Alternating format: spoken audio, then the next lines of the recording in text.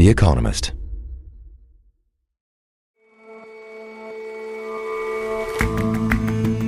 Hello and welcome to The Intelligence from The Economist. I'm your host, Rosie Blore. Every weekday we provide a fresh perspective on the events shaping your world.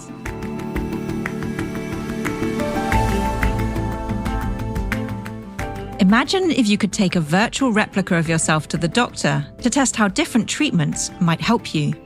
Not science fiction anymore. Welcome to the world of digital twins. And his mission was to bring Brazilian music to everyone, and he succeeded. Our obituaries editor celebrates the life of Sergio Mendes, the king of bossa nova.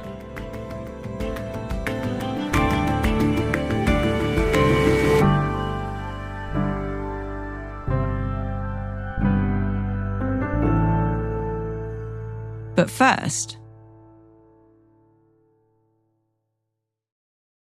we have somebody in custody right now that is a potential suspect. We got a little bit more work to do on it. Former President Donald Trump is safe and unharmed following a protective incident shortly before 2 p.m. on Sunday at Trump International Golf Club at West Palm Beach. The U.S. Secret Service personnel opened fire on a gunman located near the property line, and this matter is under investigation. Another twist in an extraordinary election campaign. Yesterday, there was a second apparent attempt on Donald Trump's life. The suspect, 58-year-old Ryan Wesley Routh, was soon detained. Donald Trump reassured his supporters that he was safe and well. But the incident raises further questions about the protection offered to the former president and the level of political violence in America. Former President Donald Trump was playing a round of golf on Sunday in Florida when a Secret Service agent spotted a gun barrel sticking out of a fence. John Prideaux is our US editor. Agents opened fire. The man who was holding the gun ran from the bushes and fled in a car. The police tracked him down on an interstate highway and arrested him. He's now in custody. Thankfully, no shot was fired and Donald Trump is unharmed. John, the FBI have said this appears to be an attempted assassination. How much do we actually know about the shooter and his motives? Well, his motives are not completely clear. And in one sense, Rosie, you have to be a lunatic to think it's a good idea to try and assassinate a presidential candidate. So there's a limit to how clear they will ever be. American media outlets have identified him as Ryan Wesley Routh, a 58-year-old man from Hawaii. And I suppose an assassination attempt in which no bullet is fired is an apparent assassination attempt rather than an assassination attempt. But we're really splitting hairs here. I mean, he was lurking in the bushes with a high-powered rifle and a scope while the former president was playing golf. It seems fairly clear what his intentions were. We know a certain amount about him from his social media postings. Of course, in the aftermath of one of these attempts, very quickly people are able to comb through the suspect's social media presence to see what his political views were. And that then inevitably plays into the political meaning of such a shooting or such an attempt. So we know that he was a pro-Ukrainian activist. He was keen on America supporting Ukraine in its fight against Russia. The New York Times actually interviewed him last year. In that interview, he said he wanted to go and fight for Ukraine. Based on that interview and some social media posts, it appears that he was frustrated about the difficulty of volunteering in Ukraine. He had changing partisan views, and he spoke at times about participating in violence. It's only 2 months since there was another attempt on Trump's life, which the security services was already under investigation for. How was someone able to get this close? You're right, Rosie. There was a huge amount of scrutiny, rightly so, of the Secret Service in July after an assassination attempt left Donald Trump wounded. And there, it seemed like the Secret Service had been negligent. There was a shooter on the roof. No gunman should have been able to get that close to a candidate at a political rally. This one, I think, is slightly different in the sense that the former president was out there playing golf and this guy was hiding in the bushes. The Secret Service protects the sitting president of the United States to an extraordinary degree. Being president is a bit like being an astronaut. You're in a highly controlled environment. You can't wander around and do what you want to do whenever you want to do it. So No doubt Donald Trump's security could be increased. It should be increased after 2 attempts in the course of a few months. However, if the Secret Service were to protect Donald Trump to the level that it's protecting Joe Biden, then Donald Trump's movement and his freedom to do what he wants when he wants would be severely restricted. Which presumably is something he wouldn't want? I would imagine not. How do you think this will play into the campaign now? Well, we have some data on this because, extraordinary as it seems, as you've already said, this is not the first assassination attempt against this candidate this year. And what happened after the first one, in which Donald Trump was very nearly killed in Pennsylvania, was that his poll numbers didn't move a great deal. The attempt, of course, dominated the news cycles, and the effect of this, I think, will be to change the news cycle from a focus on Donald Trump's debate performance and stories about pet eating in Ohio. But I don't imagine this will change polls hugely. And I suppose if you think about it, Rosie, campaigns think about persuasion and they think about turnout, and they are laser focused on voters in a very small number of swing states. So were this apparent assassination attempt to have a big effect on the race, you'd have to believe one of two things, or maybe both. One, that it would persuade people who otherwise wouldn't vote for Donald Trump to vote for him. I think it's a bit of a stretch to imagine that. And the other thing is that it would motivate people to turn out who would otherwise not turn out and vote. Now, you can imagine that 2 assassination attempts would trigger a sense among Donald Trump's supporters, quite justifiably, that he's under threat and they need to show up to protect him. But I doubt it will have much effect on swing voters, the kind of marginal voters who might or might not vote in an election, who are likely to decide this one. So based on what happened in July, I think not a big effect politically. But of course, it becomes a big discussion politically because Republicans will accuse, and indeed already are accusing, Democrats of deploying heated rhetoric that inspires this kind of violent attempt. One area where I think it does make an immediate impact is on fundraising. So almost as soon as it was clear Donald Trump was okay, fundraising emails went out from the Trump campaign. John, of course, you talk about the heated rhetoric. And one of the things that's astonishing from outside is just the level of political violence in the US. What can we expect now? Well, the US, compared with other rich countries, is violent, full stop. The murder rate is coming down, but it's a lot higher than it is in other Western democracies. That is, of course, because of the ready availability of guns. And that's also the most obvious explanation for the level of political violence in the country. Actually, I think if you look in the long term, political violence is down a bit. If you look back to the 1960s, there was a successful assassination attempt against President John F. Kennedy. That's the last, thankfully, successful one. In the 60s and the 70s, there was a campaign of bombings by left-wing radicals. The last attempt on a president's life that got close was the assassination attempt against Ronald Reagan in the early 1980s. But you're right, compared with other places, it does seem that this kind of political violence, or at least the threat of it, is almost routine in America. If you look at polls, about 20% of American adults say that political violence can be justified in some cases. And in a large, populous, heavily armed country, you don't need many of those people to really mean it to have attempts or apparent attempts like the one we've just seen in Florida. Thanks, John. And I'm sure you'll be discussing more of this on Checks and Balance on Friday. Great to have you with us.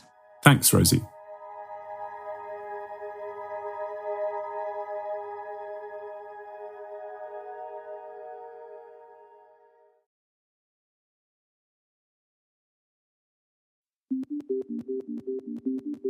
It's one of the most famous phrases in history.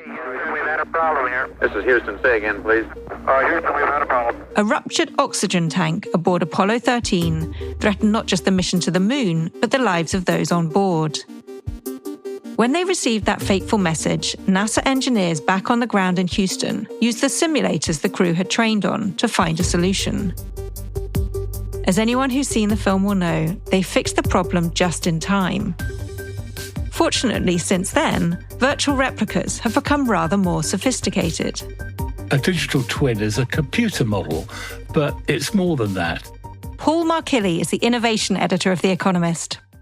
it's something that actually doesn't just resemble a physical object, but is updated in real time so that it represents what that physical object is at any point in time. So if it's going fast, the twin is going fast.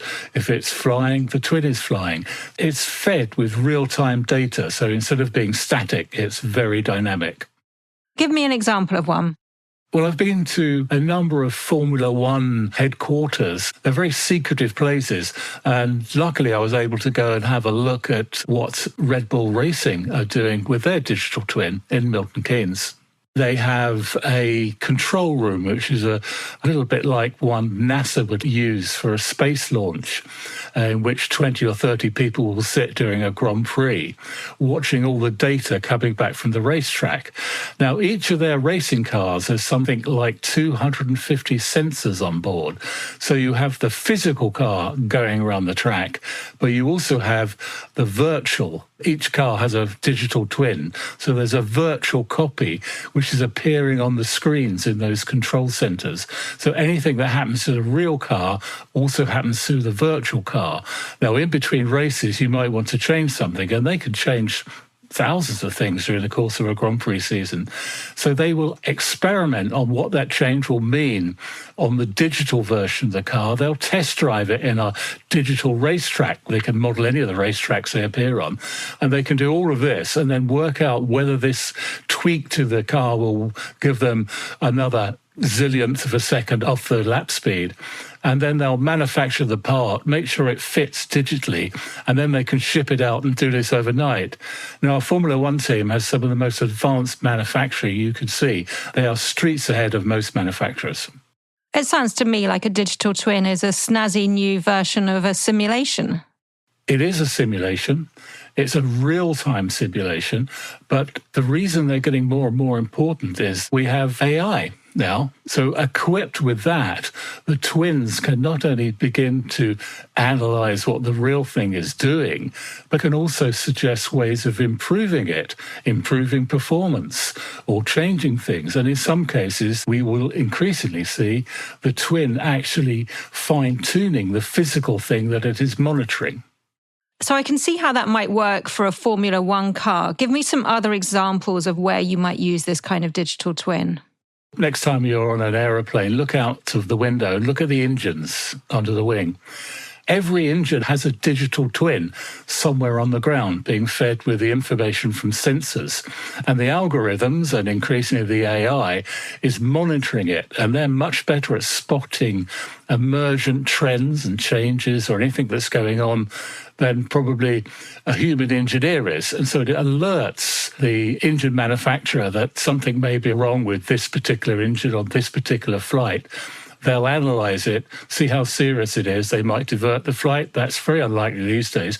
More likely is that by the time the aeroplane lands, there's a team of engineers and spare parts already on hand to fix the engine so that it can get back to service again. These are all systems that we expect to operate in a certain way. They are designed to operate in a certain way. What about the use of this sort of technology beyond machines, beyond logistics? Well, complex systems, you can start to model those with the digital twin. So you could model a bank, for instance, and indeed Goldman Sachs is doing that with a digital twin that looks at its financial instruments and might eventually start automating its trades. Amazon has huge warehouses and they're modeled with digital twins now to the extent they're getting so good at forecasting future sales that they can begin to almost look 2 years out in advance to see what sales might be. Again, that's using their twin to experiment with and to see how things could affect it. Cities as well, using digital twins to modulate possible flood responses, and an emerging area, which will be quite a big area in medicine as well. So how might you use this in medicine? Well, for instance, researchers at Queen Mary University in London they model the hearts of their cardiac patients using a digital twin, because this allows them to try out different possible drugs and different procedures to sort out heart problems, to see what works best. Now, all hearts are different. Some procedures work better than others, and some work better on some patients than others. And that way you should get a better result for the patient. Now, it's very difficult to experiment on someone's heart. Say, well, we'll try this. If that doesn't work, we'll try something else. You don't really get that chance. But with a digital twin, you can do that. And so you should get much better medical results. Now, it's not just hearts that are being modelled, but lungs are, and all sorts of other organs. And so eventually there is a thought that we might end up with a digital body. All of us will have a virtual body. So we go to the doctors in the future, the doctor will look at his screen and he'll be looking at a digital you. And he'll say, well, maybe I'll try this digital you and try this on it and see if this works. And you should get a better diagnosis and hopefully a better outcome. It's almost like we could all experience our own version of sliding doors. Forgive me for being a Luddite. Surely this relies on the model being right. It does indeed, but that's the risk with all new technologies. You want it to be programmed correctly. You also will need all the safeguards we're talking about, as with AI at the moment. Privacy, you don't want it to be hacked. I mean, if somebody could hack into the digital twin of a city, they could cause all sorts of chaos. You know, we saw it with the Italian job when they hacked the traffic control system. Well, imagine if you could hack the whole city. So, yeah, there are safeguards, and there will have to be some thought and careful use of how the technology is deployed. Paul, how big could this go?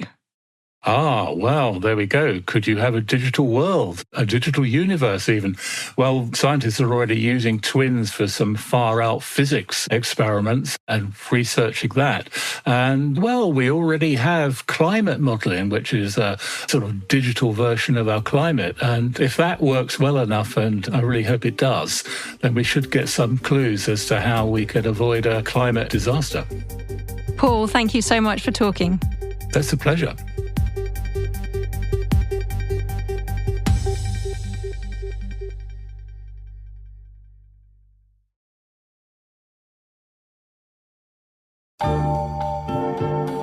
Sergio Mendes knew very well what people often said about him. Anne Rowe is The Economist's obituaries editor. His music was the sort you heard on cruise ships and in elevators, and when you were shopping in a supermarket. Easy listening, that was all no challenge to anybody. He didn't care what they said about him. His blend of bossa nova, as in Here's That Rainy Day, became hugely popular in the mid-1960s. He never put any label on his music himself, fundamentally though it was bossa nova, which he had picked up, particularly in a bar called Bottles Bar in Copacabana, where the great founders of the style would come and sit, and people would hang around with them and they'd do jam sessions and so on. The people he most admired were a man called Jobim and another called Gilberto, who had written The Girl from Ipanema. They were his two gods. He decided pretty soon that he would not be a classical pianist. Instead, he would be a bossa nova player. However, another element soon came into his life. When he was 13, he was invited to a friend's house, and there they listened to Dave Brubeck's Take 5. And this took him completely by storm. He had never heard jazz before. He marveled at the improvisation of it, the fact that underneath it there was still harmonies going, and how free that music seemed. From then on, he paid special attention to any of the great jazz artists who happened to visit the Bottles Bar. He happened to hear a young woman who had the most beautiful, soft voice, and it suddenly seemed to him that she would be the ideal lead singer for his band. Her name was Lani Hall.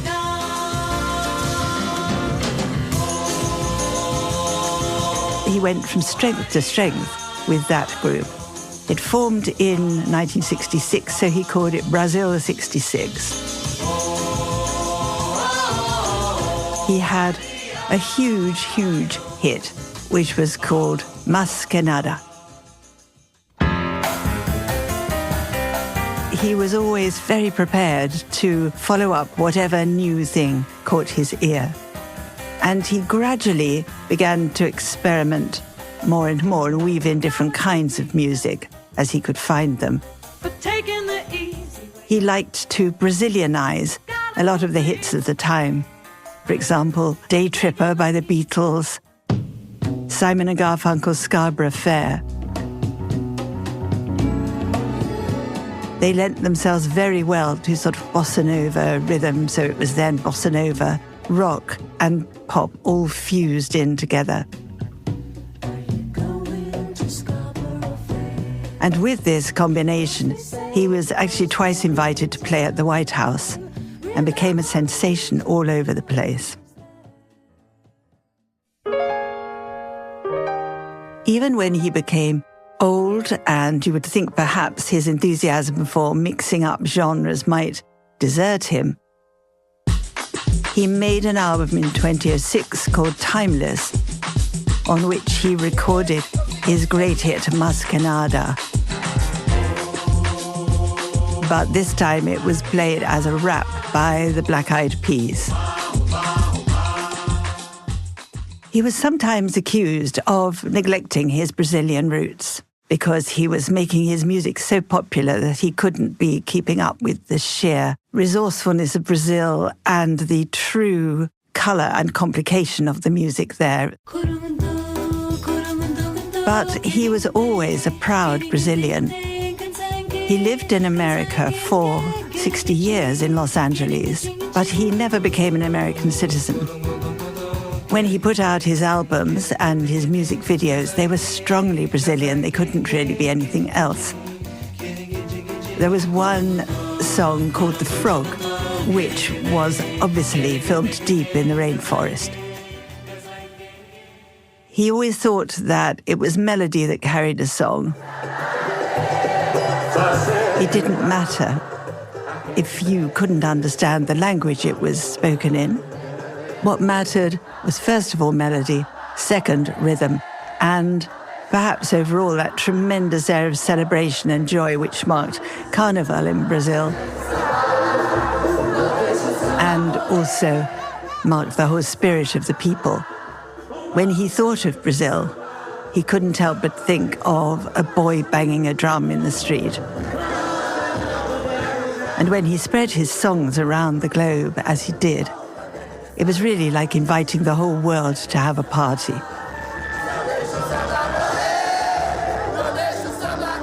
Anne Rowe on Sergio Mendes, who has died aged 83.